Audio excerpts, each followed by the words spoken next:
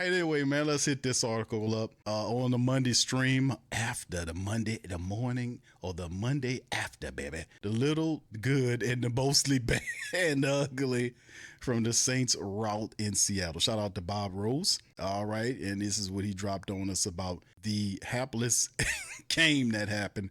The hapless Saints were outplayed and completely outclassed 44-13. It was even more embarrassing than the score would indicate, making it more of a humiliating, was the fact that this was a Seattle team that is quarterbacked by Sam Darnold and was missing their three starters in the secondary. No need to elongate the torture much further than the Saints already did on Sunday. Here's the good, the bad, and the ugly of the Sunday debacle. That's bad when you start talking debacle talk. The good, pretty much nothing. Okay, let's give this a shot anyway. New Orleans played very good run defense in the first half, limiting Kenneth Walker III to 7 rush yards on 8 carries. For the game, Seattle averaged 2.6 yards per rush, with Walker gaining only 38 on the ground. Granted, Seattle didn't have to run the ball with the way the Saints were gifting them points. Still, it's at least something for Brandon's unit to take out, otherwise a putrid display.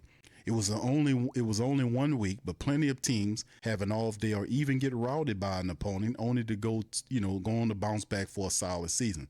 It is more than possible for Kellen Moore and the Saints to recover. This is, after all, a rebuilding year. However, the back to the drawing board philosophy tastes a little more sour when your opponent is the Buffalo Bills next on the road. Indeed. The ugly, Bob just said, man, I'm going to put them all together. The bad and the ugly. Offense, defense, and special teams, penalties, and self-inflicted blunders. No need to break this up into 2 categories. All 3 units were utterly pathetic from start to finish on this day. They didn't get off the plane, fam. They really didn't. The offensive unit that was without Tolly, Trevor Penning, Dylan Redunce, and with Cesar Ruiz just plain bad. New Orleans was able to run the ball with some effectiveness and had some success with short, quick throws. A decent drive that started the game ended with a poor deep throw by Spencer to a wide-open Alvin Kamara on a 4th and short. It was downfield from there, especially once the game got out of hand. Rattler didn't have any bad numbers, but was also inaccurate on a few big play opportunities.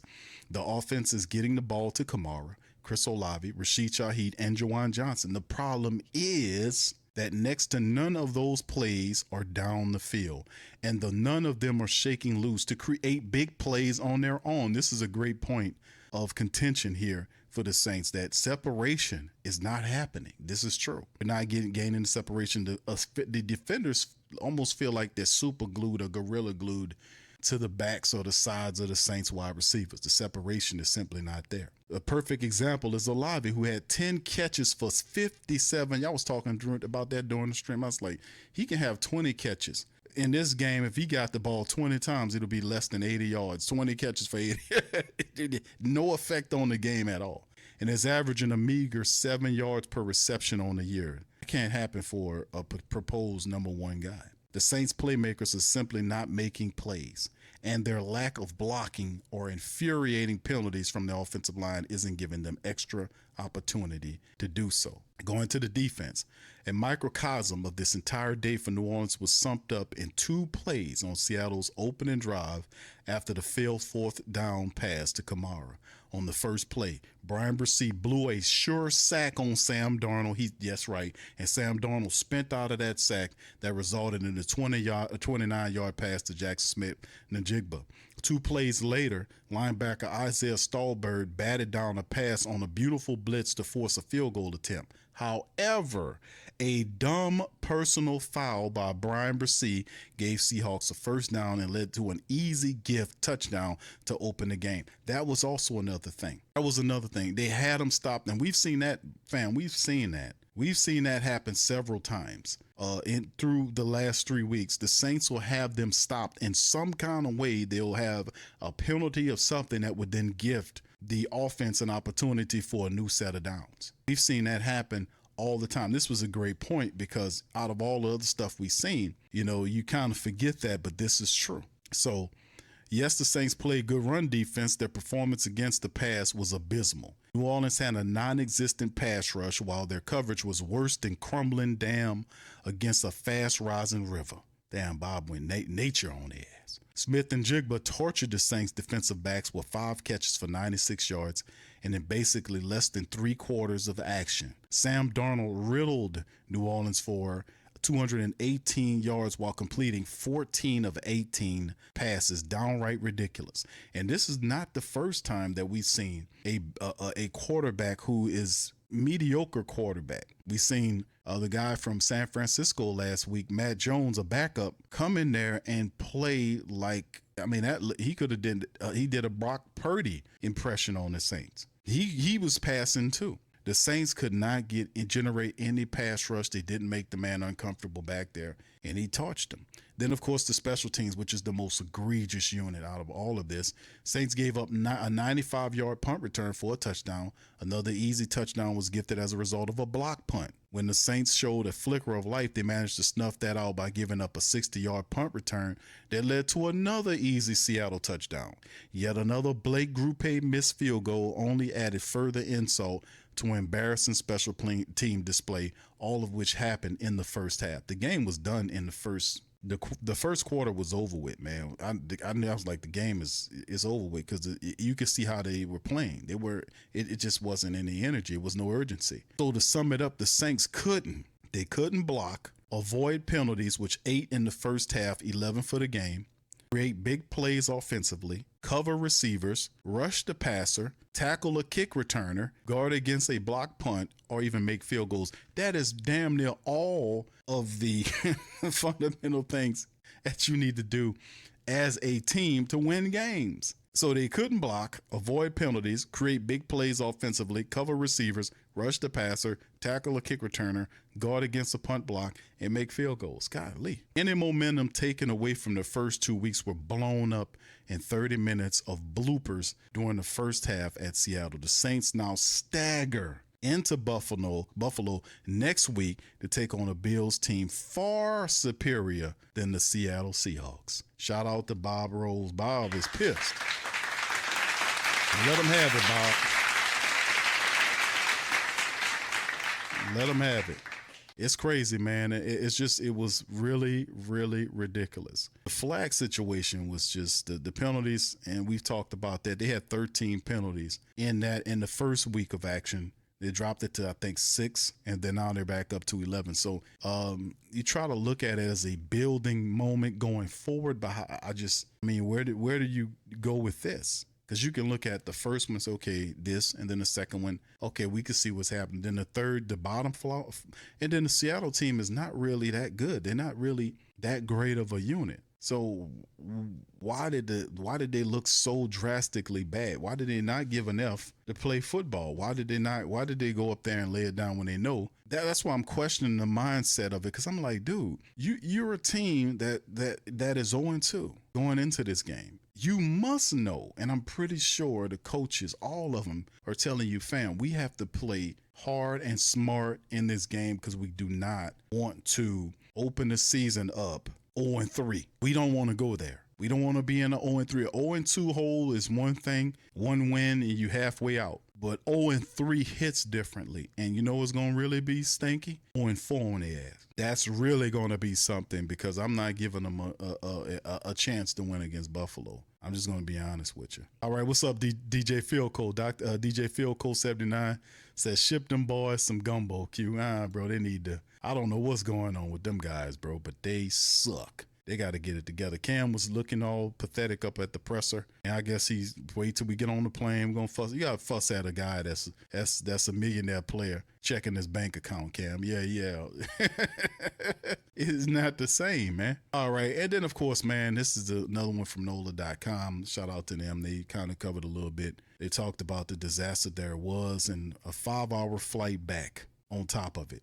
Phil Galliano has got to be going crazy, man. His unit was pathetic. That's the worst special teams play that I've seen in a very long time from the New Orleans Saints. What a disaster. They could apply the Saints' entire performance Sunday, but for now, let's just focus on the special teams, which was about as rough a game as a team could have.